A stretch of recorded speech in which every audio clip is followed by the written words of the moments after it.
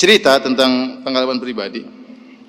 Dulu waktu saya masih di UGM, di Teknik Kimia, saya jalani 1 semester, kemudian semester kedua, terus saya ingin pindah haluan untuk belajar agama ya.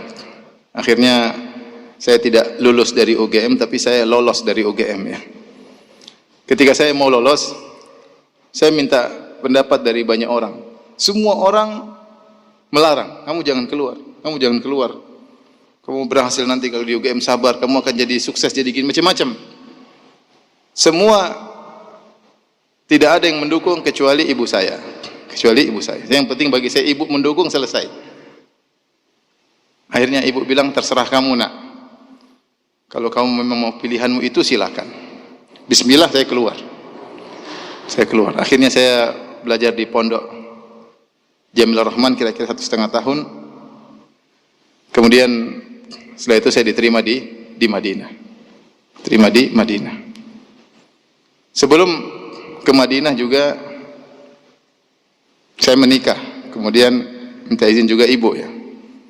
Tafadhal, silakan menikah. Kemudian saya berangkat ke Madinah. Bukan seperti antum-antum, Masya Allah, orang tuanya sudah kenal sunnah, makanya antum dimasukkan di pondok Imam Bukhari ya. Orang tua saya dulu, kita hidup di keluarga yang jangankan mengenal sunnah. Yang pertama sholat, saya ingat saya 5 waktu maksudnya, saya dulu baru kemudian yang lainnya. Tapi ibu saya sholat belakangan, setelah saya sholat kemudian baru adik-adik, baru kemudian orang tua sholat. Jadi dia bukan seorang wanita yang ahli ibadah, bukan seorang wanita yang rajin puasa sunnah, tidak. Tetapi saya yakin doa orang tua sangat mudah dikabulkan, karena tidak ada orang yang tulus mendoakan kita seperti orang tua kita. Ya, seperti orang tua kita. Akhirnya saya kuliah sampai akhirnya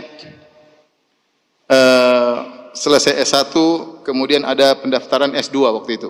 Pendaftaran S2 masuk Qismul Aqidah. Ketika itu ada isu, dikatakan kepada saya, Firanda, kamu jangan masuk situ. Kenapa? Yang diterima cuma 3 orang. Akhirnya saya bilang, teman-teman bilang, kamu jangan, teman-teman orang-orang Arab bilang, Firanda, kamu jangan daftar situ. Yang terima cuma 3 orang. Saya bilang, tenang aja, yang terima 3 orang, saya nomor 3 insya Allah. Kamu gaya sekali, tenang aja. Saya dalam hati, saya punya ibu yang akan mendoakan saya. Saya punya senjata yang paling kuat.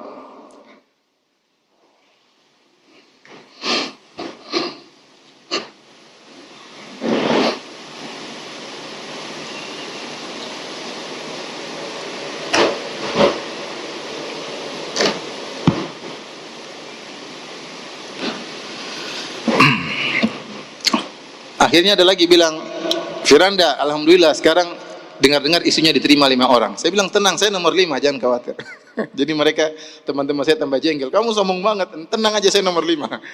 Akhirnya benar, waktu ujian, hari pas mau ujian, pagi-pagi di sana, jam sebelumnya, saya telepon ibu ya, saya telepon ibu, sholat malam, saya bangunkan. Sini di Madinah masih mungkin jam 12 malam, saya telepon, sekarang bu, mama bangun, sholat. Saya telepon istri saya juga, bangun, sholat, karena besok ujian. Ini ikut ujian, alhamdulillah ketika pengumuman qadarullah itu saya nomor 1. Saya nomor 1. Setelah itu kita terima 18 orang. Dari 18 orang ini atau 20 orang saya lupa, harus dites lagi Quran. Yang terima rata-rata IP-nya 5. Kira-kira di Madinah IP-nya 5. Saya IP cuma, saya lupa, 4,8 kalau nggak salah. Teman-teman saya banyak IP-nya 5 ketika itu. Kalau nggak salah berapa hari kemudian ujian Quran. Ujian berikutnya, wah ujiannya susah. Rata-rata teman-teman menyetor 30 juz. Saya cuma ngambil kadar minimal 5 juz. Saya nggak punya banyak hafalan. Kamu Firanda berapa 5 juz? Oke. Kita hadir, yang menguji pakai e-call, kemudian tegang, satu orang ditanya, mengerikan. Saya lihat dari luar, mengerikan nih, gimana saya bisa jawab atau tidak. Jadi kondisinya menegangkan. Akhirnya saya telepon ibu lagi, saya punya senjata.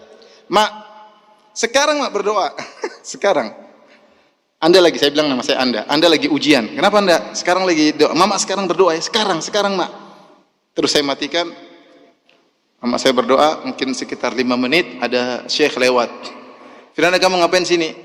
Ujian Quran. Mana? Sudah, kamu sama saya aja sini. Akhirnya cuma surat Al-Baqarah ya. Akhirnya saya diterima. Ini maksud saya, doa orang tua itu sangat penting. Kemudian ketika saya selesai S2, ada pendaftaran S3. Saya sudah capek belajar ya. Antum juga mungkin capek belajar ya. Saya udah capek belajar, tiap hari ujian, saya nggak mau. Saya mau uji orang, masih uji terus, saya nggak mau. Akhirnya saya bilang sama istri saya, yang saya cintai, saya bilang, sayang, kayaknya Abi udah nggak mau kuliah lagi, nggak mau lanjut. Capek belajar terus. Jadi saya menangis, masih pingin tinggal di Madinah, nggak bisa. Udah capek, udah pulang aja kita di Indonesia, udah. Kita dakwah udah capek, belajar disuruh belajar ini, belajar capek. Istri saya akhirnya nurut ya, sudah, dia pulang. Tapi ada mama, saya harus bilang dulu, Mak, saya bilang nama saya Anda ya, Mak, Anda mau pulang. Kenapa? Gak lanjut? Enggak, capek Mak, belajar capek. Kata mama saya, kata ibu saya, sudah, Anda masuk aja ujian. Pokoknya masuk aja ujian. Terima nggak terima, masuk ujian. Kalau nggak terima pulang. Sudah, akhirnya saya masuk ujian dengan kurang persiapan. Karena memang saya niatnya mau pulang. Karena melaksanakan nasihat orang tua, akhirnya saya masuk ujian. Waktu itu ujian sekitar ada 80 orang atau 100 orang, saya lupa. Dari berbagai kota di Arab Saudi. Mereka datang ke Universitas Madinah untuk masuk ke S3. Karena diterima 10 orang. Diterima 10 orang. Saya masuk itu ujian 3 jam. Kalau saya lupa, coba tanya Ustaz Abdul Roy, saya lupa. Waktu itu saya ujian bareng Ustaz Abdul Roy, masuk S2 ke S3. Hafizahullah Ta'ala. Kemudian ujian mungkin baru sejam, saya sudah keluar. Teman-teman sampai tank masih minta tambah waktu. 3 jam mereka masih kurang waktu, 1 jam saya sudah keluar. Saya keluar, 2 hari kemudian, 3 hari saya agak lupa, ditelepon. Firanda Ta'al. Kenapa Syekh? Kamu diterima. Lah, kok bisa? Saya datang. Saya tahu saya nggak bisa jawab. Yang penting saya jalankan perintah orang tua. Kemudian saya dipanggil ujian, saya tidak persiapan. S3 minimal 10 juz. Kalau mau masuk minimal 10 juz. Waduh, itu besoknya. Jadi hari itu saya dengar, besoknya harus datang. Hari itu saya murojaah. Murojaah cuma dapat 9 juz. Ya, karena lupa. Saya memang tidak ada persiapan untuk ini. Jadi saya cuma bisa 9 juz. Saya sampai tiba di tempat ujian, saya bilang, saya sudah murojaah dari kemarin cuma 9 juz. Kamu hafal Maryam Kahfi enggak? Hafal, itu 1 juz katanya. Pas 10 juz. Jadi banyak hal-hal yang sulit yang saya hadapi, tapi saya punya senjata doa orang tua. Ketika orang tua saya sudah 2 hari tidak ada, baru saya merasa agak berat. Ada permasalahan-permasalahan yang saya hadapi seperti berat. Karena senjata andalan saya sudah tidak ada. Rahimahumullah. Oleh karenanya, ikhwan, adik-adik sekalian, mumpung masih punya orang tua, ya, berbakti kepada mereka sebakti-baktinya ya. Sebisa mungkin, saya bukanlah anak yang berbakti, tapi orang tua saya sayang sama saya. Karena ibu saya, sejak saya kecil, dia tidak pernah cubit saya sekalipun. Tidak pernah. Maksudnya saya agak badung-badung dikit, tapi dia tetap doain saya. Tetap doain saya. Nah, antum ambil hati orang tua, minta doa kepada orang tua, dan itu doa yang terbaik. Ya, kata Nabi sallallahu alaihi wasallam, "Thalathu da'awatin mustajabah la yashakka fihinna." 3 doa yang pasti dikabulkan, tidak diragukan lagi. Doaul walid li waladihi. Doa orang tua kepada anaknya. Ketika saya munaqasyah S3, terus saya lulus, saya dipanggil oleh dosen penguji, yaitu Syekh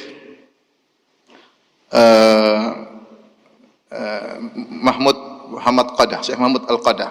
Dia orang aslinya dari Kedah, dari Malaysia, tapi dia belajar di Madinah sampai mengambil profesor, dan dia punya kedudukan tinggi di Universitas Madinah.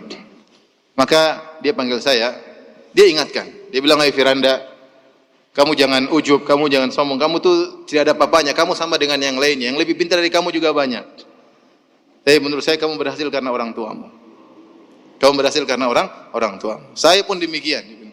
Yang lebih pintar daripada saya juga banyak, tapi alhamdulillah saya dapat posisi ini karena berkat apa? Orang tua. Satu yang saya sesalkan, dia sampaikan sambil menangis. Satu yang saya sesalkan, saya dulu malu-malu minta doa sama orang tua. Ya, ketika orang tua saya meninggal baru saya sesalkan hal tersebut. Jadi antum jangan lupa kalau mau kemana, telepon orang tua. Minta doa apa? Orang tua. Berusaha hidup ini membuat orang tua berbahagia. Kalau ibu lihat antum, ibu senang. Jangan lihat antum, ibu mukanya kusut, jangan ya. Karena antum memang bermasalah ya. Sehingga kalau antum dilihat ibu jadi kusut, bapak ngelihat antum jadi jengkel ya. Kok bisa ada anak seperti ini ya? Oleh karenanya ini yang pertama, jangan lupa mau sukses apapun di dunia pun akhirat, jangan lupa untuk berbakti kepada orang tua. Saya punya teman di Jakarta, dia kerja, dia bilang sama saya, Ustaz, saya kerja sehari mungkin cuma sebulan cuma 3 jam kalau di total kerja saya. Cuma telepon saja, telepon sini. Dia bilang suatu hari, sebabnya dia dapat kemudahan seperti suatu hari, ibunya punya hutang dan lagi ditagih-tagih. Dan dia waktu itu sudah nabung uang selama setahun kalau tidak salah 15 juta. Ibunya sedang ditagih-tagih. Akhirnya ibunya bilang sama dia, akhirnya dia bayar 12 juta. Uang dia 15, semua tabungan dia 15 bertahun-tahun, ibunya butuh 12. Akhirnya dia bayar, tapi dia bilang sama ibunya, "Mak, atau Bu, coba cek lagi masih ada utang yang lain enggak? Masih ada enggak?" Ibunya bilang, "Cek, ternyata masih ada, Nak. Masih ada 3 juta lagi." Pas 15 juta. Jadi uang semuanya dikumpulkan, dia gunakan untuk bayar utang ibunya. Semua sekarang cuma kerja 1 bulan 3 jam, penghasilan ratusan juta. Artinya saya bilang ini berbakti sama orang tua bukan cuma kesuksesan di akhirat saja, di dunia juga apa? Sukses. Karena antum nanti kalau sudah besar, jangan pernah pelit sama orang tua, jangan pernah perhitungan sama orang tua. Ya. Orang tua dulu tidak pernah perhitungan sama antum. Antum masih kecil, sekarang antum sekolah aja biayanya besar atau tidak? Yang masuk di Bukhari gratisan, bayar tahu? Bayar, orang tua kerja setengah mati, bayar, terus antum main-main, nggak serius, ya. Menyakiti hati orang tua bayar setengah mati biar antum berhasil, paling tidak menjadi anak yang soleh. Bukan pulang dari sekolah kemudian main HP aja kerjanya ya.